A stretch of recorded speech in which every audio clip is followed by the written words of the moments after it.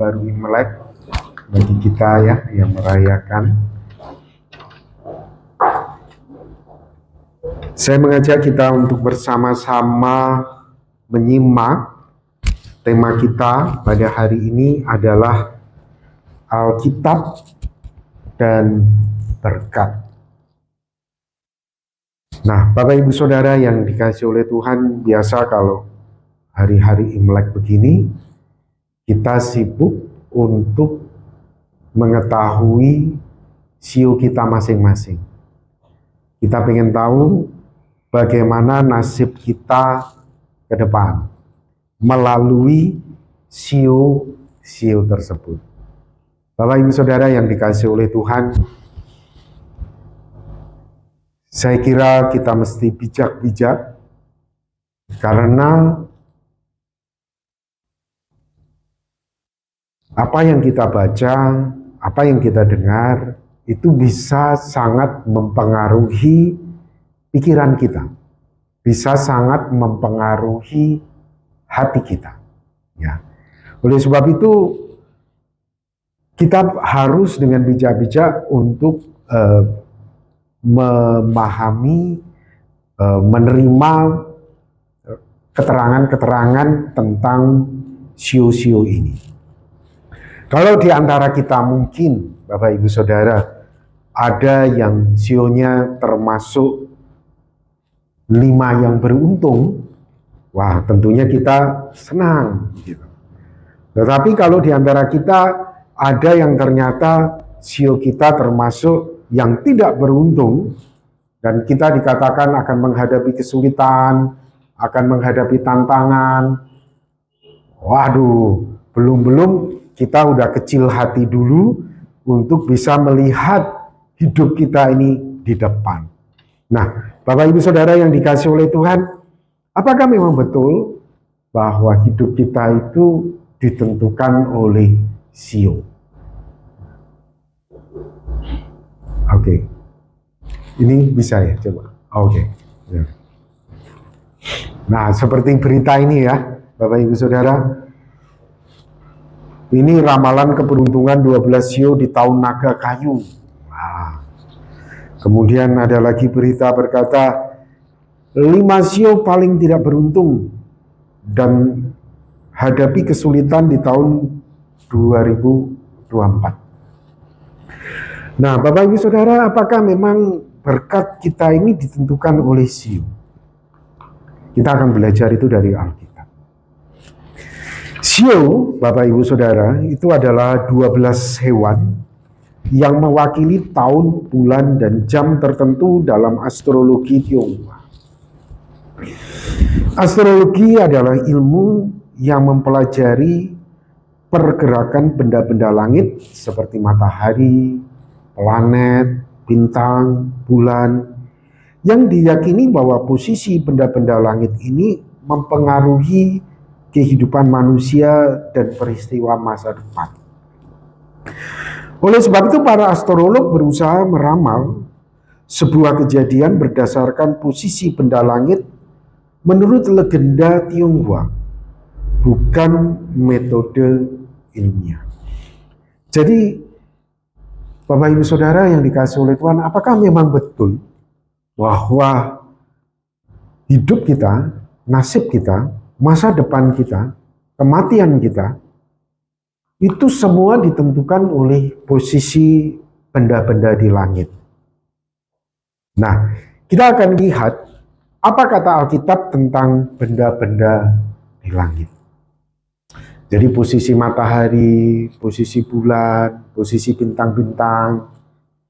Alkitab menyatakan, Bapak Ibu Saudara, bahwa posisi benda-benda di langit itu adalah sebagai penentu masa dan waktu.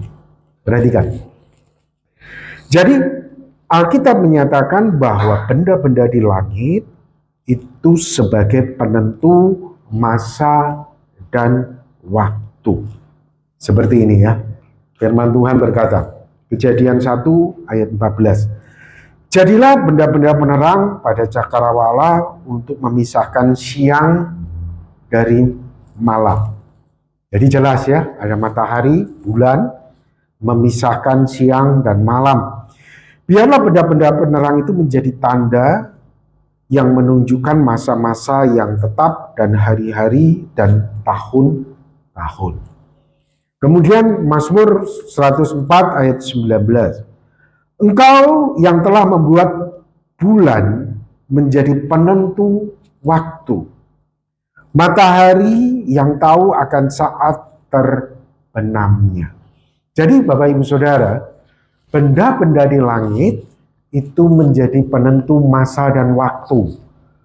Ya, orang mau nabur benih juga lihat posisinya, bintang-bintang. Nanti ya masa-masa itulah mereka bisa tahu musim kemarau, musim hujan, semuanya. Ya saudara, penentu masa dan waktu. Namun kemudian astrolog Tionghoa atau manusia di dunia ini menariknya bukan hanya berkaitan dengan masa dan waktu, bukan hanya dengan waktu menabur benih dan panen, tapi juga mulai ditarik masalah nasib, masalah keberuntungan, masalah-masalah yang lain yang sebetulnya itu tidak ada kaitannya. Alkitab menyatakan, Bapak Ibu Saudara, bahwa benda-benda lain bukan sebagai penentu nasib atau keberuntungan kita. Hanya penentu masa dan waktu. Ya, bukan penentu nasib atau keberuntungan. Lalu kita baca di dalam Yesaya 47 ayat 13 sampai 14, engkau telah payah karena banyak nasihat. Biarlah tampil dan menyelamatkan engkau orang-orang yang meneliti segala penjuru langit, yang menilik bintang-bintang, dan yang pada setiap bulan baru memberitahukan apa yang akan terjadi atasmu. Ya kan? Bapak Ibu Saudara, jadi sio-sio yang ada setiap bulan yang ditunjukkan kepada kita tentang nasib, itu sudah pernah dan itu sudah terjadi pada bangsa Israel ribuan tahun yang lalu. Orang-orang ini meneliti posisi bintang-bintang di langit, kemudian berusaha untuk menentukan manusia berdasarkan golongan-golongannya ini, nasibnya begini. Kamu akan mengalami keberuntungan, kamu akan mengalami berkat begitu. Padahal sebetulnya enggak, Bapak Ibu Saudara. Dan firman Tuhan jelas mengatakan, sesungguhnya mereka itu sebagai jerami yang dibakar api, mereka tidak dapat melepaskan nyawanya dari kuasa nyala api. Api itu bukan bara api untuk memanaskan diri, bukan api untuk berdiam. Jadi Alkitab betul-betul meralang kita untuk terlibat dalam praktek-praktek ramalan-ramalan seperti ini. Dulu waktu saya remaja, saya juga senang ya untuk baca-baca, aku ini sionya apa? Saya ini kelinci, saudara.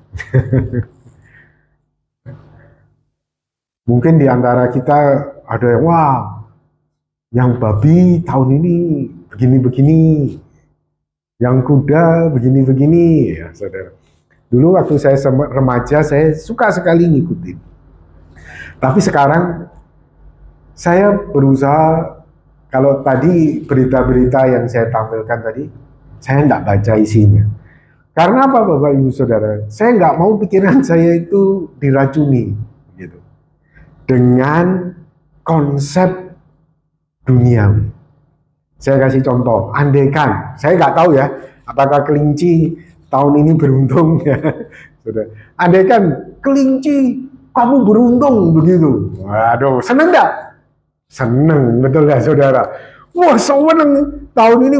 Tapi ujung-ujungnya apa, saudara? Karena saya yakin saya beruntung, jadi akhirnya saya jadi ceroboh. Setiap action saya jadi ceroboh.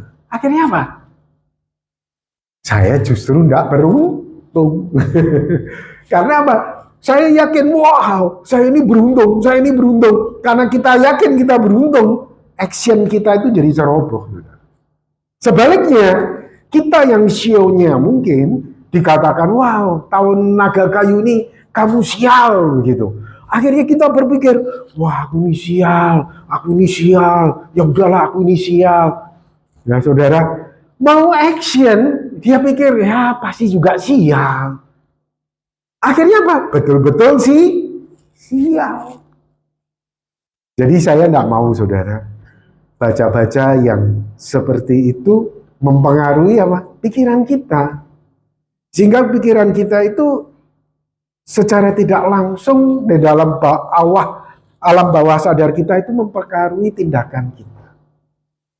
Nah, sebetulnya Bapak Ibu Saudara, penentu kita itu bukanlah siung, bukanlah benda-benda di langit.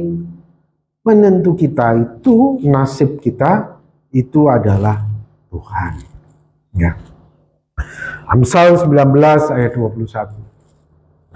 Banyak rancangan di hati manusia, tetapi keputusan Tuhanlah yang terlaksana. Engkau punya rencana, aku mau melakukan itu, aku mau melakukan ini, ya, aku akan berbuat itu. Tapi saudara, keputusan Tuhan yang terlaksana.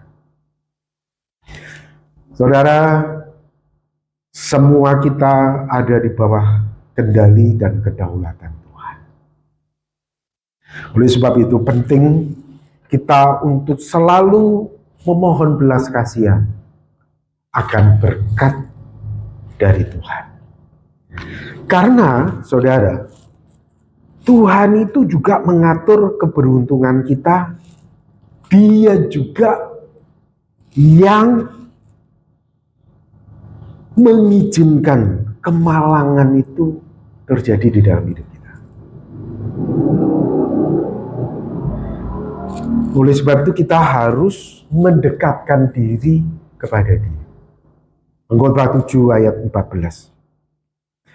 Pada hari mujur bergembiralah, tetapi pada hari malang ingatlah bahwa hari malang ini pun dijadikan Allah seperti juga hari mujur, supaya manusia tidak dapat menemukan sesuatu mengenai masa depannya.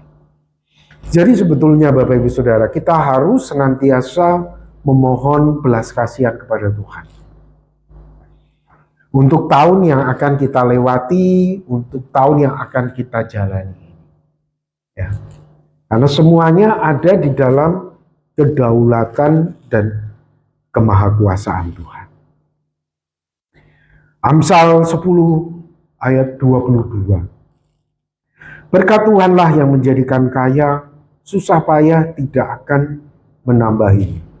Semuanya ada dalam kebijaksanaan Tuhan. Ya, semuanya ada di dalam kebijaksanaan Tuhan. Kita, susah payah kita tidak akan menambahinya. Beberapa waktu lalu ada seseorang cerita kepada saya, Pak Rogi, Bapak itu beli perhiasan kepada saya, tapi perhiasannya itu khusus, ya, dia minta pesanan khusus. Karena saudara, orang ini meyakini ternyata pesanan khusus itu adalah untuk diberikan orang lain, tapi ada tempat khusus untuk menaruh jimat-jimat. Jadi nampaknya ini adalah sebuah pemberian, tapi justru untuk mencelakakan orang yang dikasih jimat. Ya. Nah, saudara, kita berhadapan dengan situasi tantangan dunia seperti ini. Tetapi juga ada saudara orang yang pesan hal-hal khusus kepada orang-orang pintar. Saudara, memang iblis itu bisa mengarikan kekayaan. Itu kata Alkitab juga. Ingat gak waktu Tuhan Yesus berkata seperti ini? Waktu iblis mencobai Tuhan Yesus. Lihatlah semua kekayaan ini, kegemerlapan duniawi ini. Jika engkau sujud menyembah aku akan memberikan kepada siapa saja yang aku kehendaki. Karena semuanya itu, kata iblis, telah diserahkan kepadaku. Memang Bapak Ibu Saudara, Tuhan mengizinkan iblis itu untuk memberikan kekayaan. Kalau Bapak Ibu Saudara lihat orang-orang kaya, terutama saya perhatikan ya di negara-negara Timur Tengah, negara-negara minyak itu semua orang tidak kenal Tuhan. Saya pikir luar biasa ya, mobil mereka Lamborghini, Porsche, begitu rusak sedikit saudara. Kalau saudara ikut berita, Lamborghini itu saudara tidak diservis, jadi barang rosokan, padahal nilainya MM-an. Ini orang yang punya tidak kenal Tuhan semua, saudara, tidak kenal Tuhan Yesus. Tapi Alkitab sudah berkata juga bahwa iblis itu sudah dikasih. Saudara, janganlah sampai kita tergiur. Iblis memang bisa memberikan kekayaan, kegemilapan. Tapi ingat, kita punya Tuhan. Kita mengharapkan itu dari Tuhan, bukan dari kuasa kegelapan. Berkat Tuhanlah yang menjadikan kita ini kaya. Berkat Tuhanlah yang membuat kita ini berkelimpahan. Jadi kita memohon belas kasihan. Kalaupun Tuhan belum memberikan kelimpahan, kekayaan kepada kita sabar saja. Nggak usah kita pakai jimat tadi. Nggak usah kita pakai cara-cara yang tidak benar tadi. Bahkan untuk mencelakakan orang juga. Pakai orang-orang pintar. Kita datang aja kepada Tuhan. Kita mendekatkan diri kepada Tuhan. Nah, saudara, orang yang mengandalkan Tuhan di tengah-tengah hidup yang penuh dengan tantangan ini, Tuhan menjanjikan orang ini pasti diberkati. Yeremia 17 ayat 7-8. Diberkatilah orang yang mengandalkan Tuhan, yang menaruh harapannya pada Tuhan. Ia akan seperti pohon yang ditanam di tepi air, yang merambatkan akar-akarnya ke tepi batang air, dan yang tidak mengalami datangnya panas terik, yang daunnya tetap hijau, yang tidak khawatir dalam tahun kering, dan yang tidak berhenti menghasilkan buah. Bapak Ibu Saudara yang dikasihi oleh Tuhan, ini sudah janji Tuhan.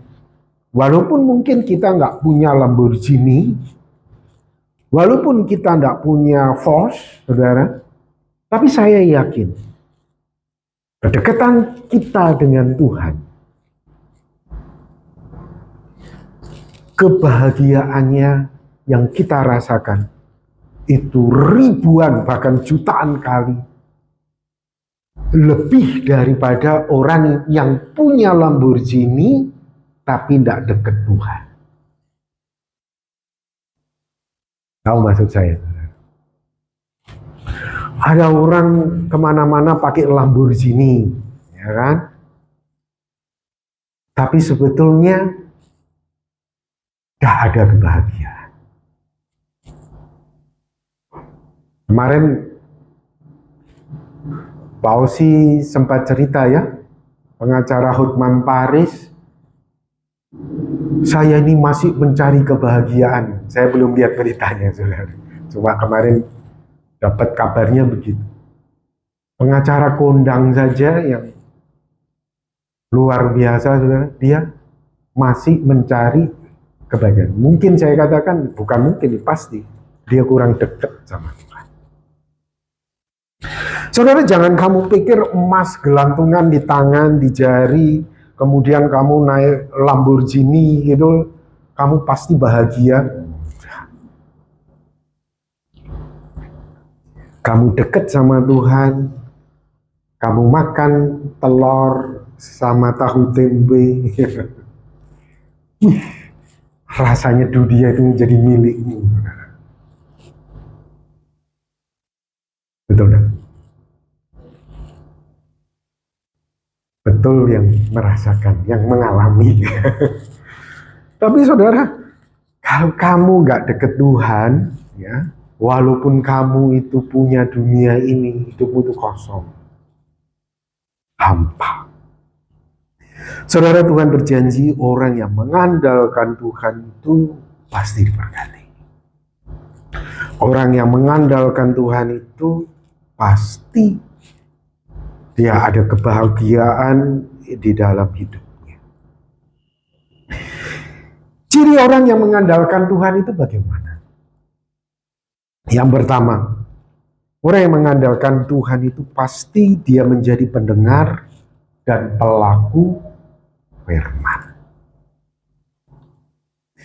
Janganlah engkau lupa memperkatakan kitab Taurat ini, tetapi renungkanlah itu siang dan malam. Jadi pikiran kamu itu merenungkan Alkitab siang dan malam. Kalau kamu baca majalah-majalah berkaitan dengan SEO, pikiranmu pagi siang malam SEO, bukan SEO. Oh, aku ini nggak boleh begitu. Oh, aku ini nggak boleh begitu. Jadi mending nggak usah baca, saudara. Yang kita baca adalah Alkitab, kita renungkan itu siang dan malam. Kemudian apa? Action supaya, saudara, supaya engkau bertindak hati-hati. Jadi engkau melakukan aktivitasmu itu berdasarkan Alkitab tadi, bukan berdasarkan SEO tadi. Engkau bertindak hati-hati sesuai dengan segala yang tertulis di dalamnya. Engkau actionnya itu sesuai dengan Alkitab. Sebab dengan demikian perjalananmu akan berhasil dan engkau akan itu janji Tuhan.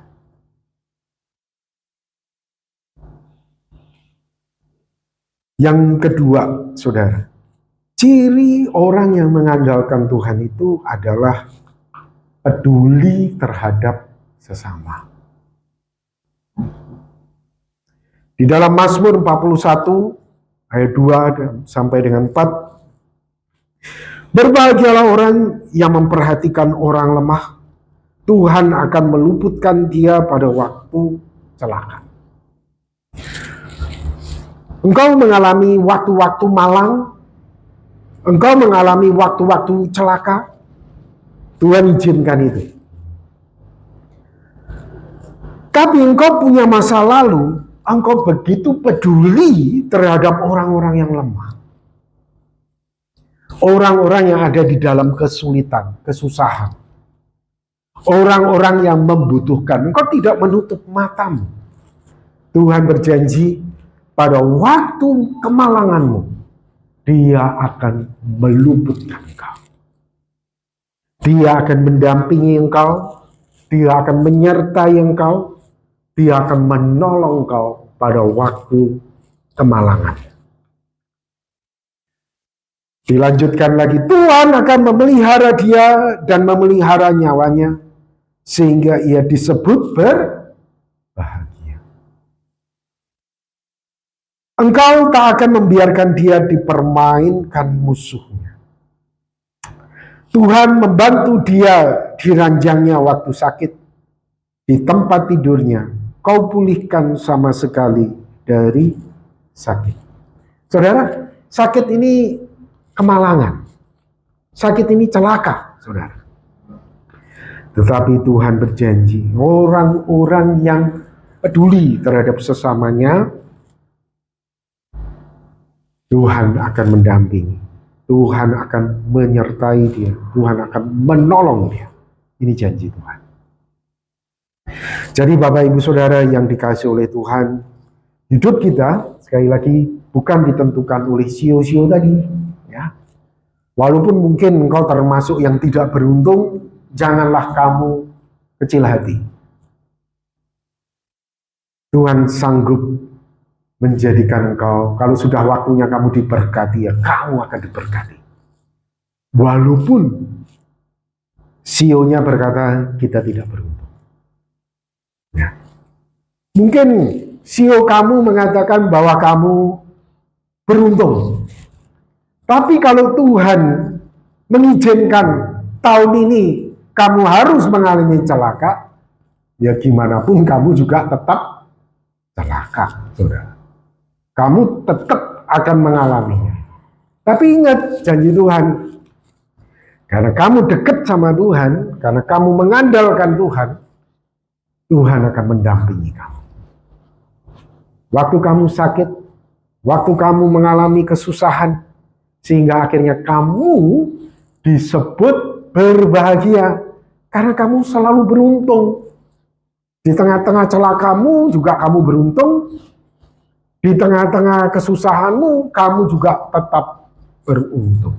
Saudara, ini janji Tuhan bagi orang-orang yang mengandalkan Dia.